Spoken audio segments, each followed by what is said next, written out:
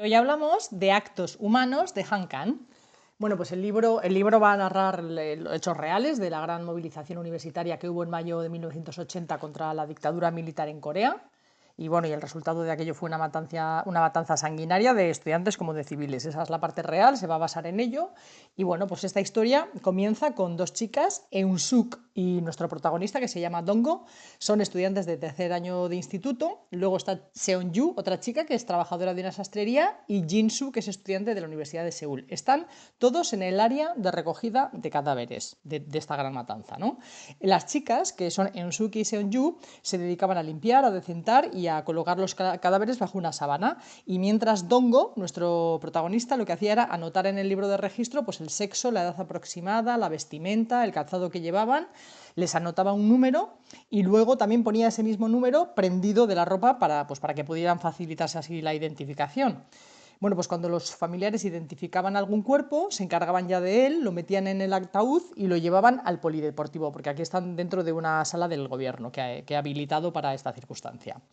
Entonces, claro, había habido tantos y tantos muertos que se habían acabado los ataúdes y ahora una carpintería los estaba fabricando como buenamente podía con planchas de aglomerado.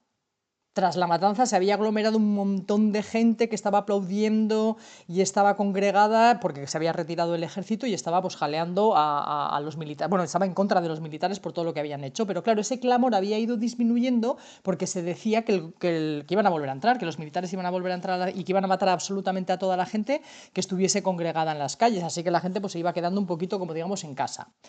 Y bueno, pues nuestro protagonista recuerda cómo pasó un poco todo de repente y voy a leer un texto. Si ese otro mundo hubiera continuado con normalidad, la semana pasada habrías tenido los primeros exámenes parciales. Como hoy sería el domingo después de los exámenes, te habrías quedado durmiendo hasta tarde y luego habrías jugado al badminton con Jeon Dae. Del mismo modo que te parece increíble todo lo ocurrido en esta semana, igualmente increíble te parece el tiempo vivido en ese otro mundo. Ocurrió el domingo de la semana pasada, cuando saliste de casa para ir a comprar un libro de ejercicios de matemáticas en la librería que está enfrente del colegio.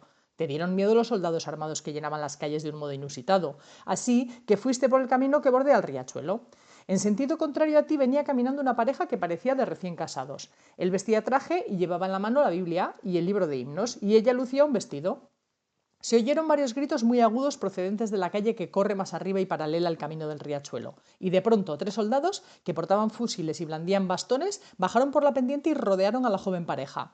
Parecía que estaban persiguiendo a alguien, y habían accedido al sendero del riachuelo por error. ¿Qué pasa? ¿Vamos de camino a la iglesia? Antes de que el hombre terminara de hablar, o sea, decir iglesia, viste lo que son capaces de hacer una mano, una cintura y unas piernas humanas.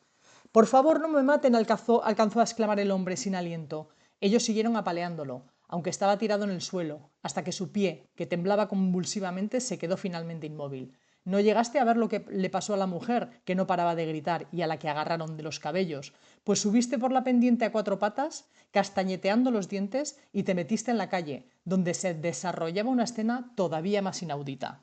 Bueno, pues un horror de escena, ¿no? Bueno, pues Dongo lleva muchos días comiendo y durmiendo ahí donde están los cadáveres. Así que una de las chicas, Eun-suk, pues le ha traído algo de comida y le dice que se vaya a casa a ducharse, que ella se encarga de hacerle el relevo. Pero, o sea, porque además el último día pues ha venido muy poca gente, por esto que os digo, porque los militares están diciendo que van a entrar a la ciudad y entonces la gente se está quedando en sus casas.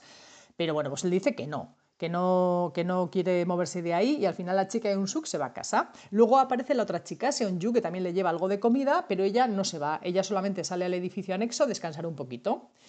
Claro, Dongo, ¿por qué está allí? Bueno, pues Dongo acabó yendo allí a buscar a su amigo Jeon-dae, porque sigue pensando en él y en el recorrido que hacen las almas tras la muerte. Está obsesionado pues, de que le haya pasado algo, claro, está preocupadísimo, porque su amigo no ha dado señales de vida, así que no sabe si estará inconsciente en algún hospital y no ha podido llamar a la familia ni a nadie, o si los soldados lo han llevado para enterrarlo en cualquier sitio, como están haciendo con tantas y tantas personas. Lo único que sabe es que en el polideportivo no está. Además, su madre y su segundo hermano, el de Dongo, temiendo por él, pues fueron a buscarle, y entonces le acompañaron en el viacruces que hizo por hospitales y por las urgencias en busca de su amigo Jeon-dae. Bueno, amigo y vecino, o sea que también lo conocen los padres. Pero bueno, pues él dice que no va a regresar con ellos, que se va a quedar en el polideportivo a ayudarles, o sea, ayudar a toda la gente que está allí. Y mientras se pone a recordar que la última persona que vio a Jeondae con vida ha sido precisamente él. Fue el día en que la muchedumbre se congregó protestando por el tiroteo de 2 hombres en la estación, y él fue el que vio cómo a su amigo le disparaban en un costado, mientras él corriendo se refugió de las balas en los bordes de las calles. Claro, lo que hizo todo el mundo, ¿no? Porque había una muchedumbre y pues al amigo le tocó. Y entonces, cuando de repente había muchos cadáveres en el centro de la calle y ellos se habían refugiado contra la pared, pues salía de repente gente a socorrer a esos caídos que estaban en el centro de la calle. Pues en ese mismo momento sonaban disparos y caían como perros también ellos. Luego, pues otra vez se paraba un poquito y volvió otra vez la gente a intentar socorrer a esos que habían caído, otra vez disparos. Pues pasó 4 veces esto, hasta que ya nadie intentó acercarse a los caídos, claro está. Luego los soldados empezaron a cargar los cuerpos a toda prisa, y algunas personas salieron corriendo que estaban en la pared también para coger cadáveres y llevárselos ellos, para que no los cogiesen los militares. Fíjate tú qué historias, vamos.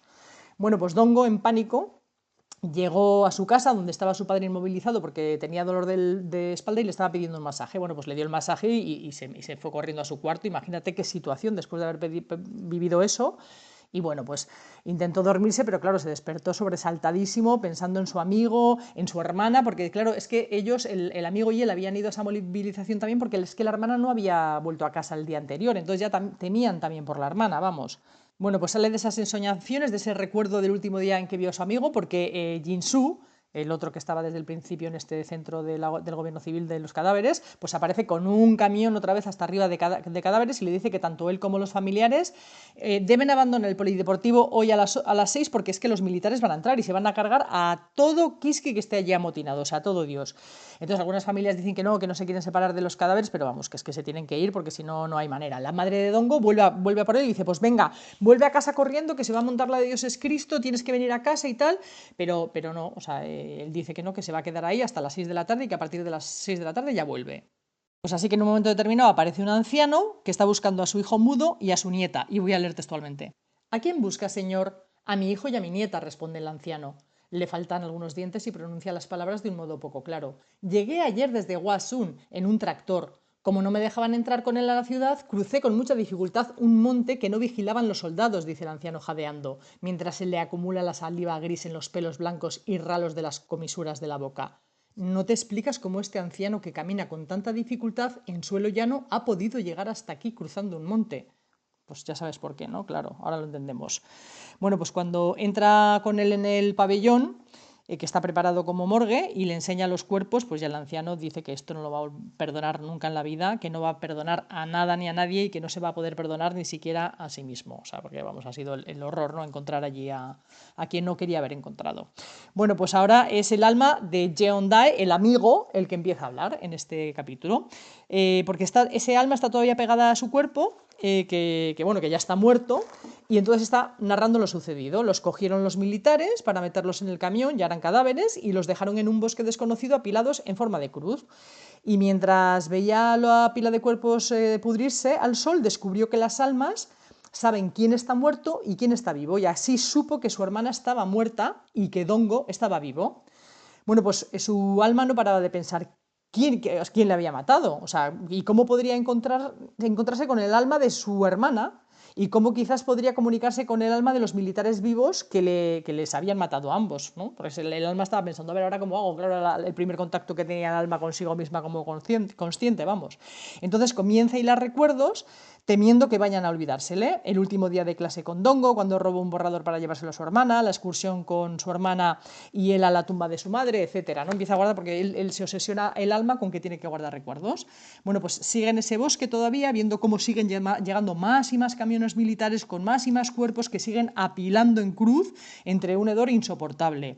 Y él sentía a las otras almas, que eran de los otros que también habían muerto allí y que eran como sombras, que tocaban la suya, y entonces él podía sentir como él que era el alma, podía sentir una vibración terriblemente dolorosa, ¿no? Bueno, pues como el número de cadáveres en descomposición era impresionante, pues al final lo que hicieron los militares fueron cubrirlos con gasolina y quemarlos. Y entonces se dio cuenta el alma de que tras la desaparición de su cuerpo, que estaba ya hecho cenizas, podría irse de allí, y pensó en ir a buscar a su hermano, después de ir a buscar a los que les mataron, claro, porque es lo que quiere. Y luego En tercer lugar, pensó en ir con su amigo Dongo. Y pensó que esto era lo más fácil. ¿Por qué? Pues porque solo tenía que ir a su antigua casa. Porque como estaba vivo ya sabía dónde iba a estar. La hermana no sabía dónde estaba, pero Dongo pues tendría que estar en su casa, ya que eran vecinos. Y voy a leer textualmente. Fue entonces cuando se oyó el estruendo. Fue una explosión de pólvora como si hubiera hecho detonar miles de fuegos artificiales al mismo tiempo. Se oyó un alarido lejano. Fue la exhalación simultánea del último aliento, el sonido de las almas asustadas que escaparon de sus cuerpos todas al mismo tiempo. Fue entonces cuando moriste. No sé dónde fue eso, pero pude sentir el instante. Me elevé alto, bien alto, esparciéndome en la atmósfera todavía sin luz. Todo estaba oscuro. En ningún lugar de la ciudad, en ninguna calle, en ninguna casa estaba encendida la luz. El único lugar del que emanaban deslumbrantes centelleos era un punto en la lejanía. Vi las luces de bengala lanzadas una tras otra, los destellos que salían fulgurantes de los cañones de las armas. ¿Debería haber ido en esa dirección? Si hubiera volado con todas mis fuerzas hasta llegar a ese lugar, ¿habría podido encontrarme con tu alma que se escapaba asustada de tu cuerpo? O sea que Dongo, como podéis observar, ahora ya también es una pequeña alma. Y hasta aquí puedo leer. Lo dejo en la página 65, en el capítulo Las 7 bofetadas. Seguid vosotras. Espero que os guste. Hasta la próxima.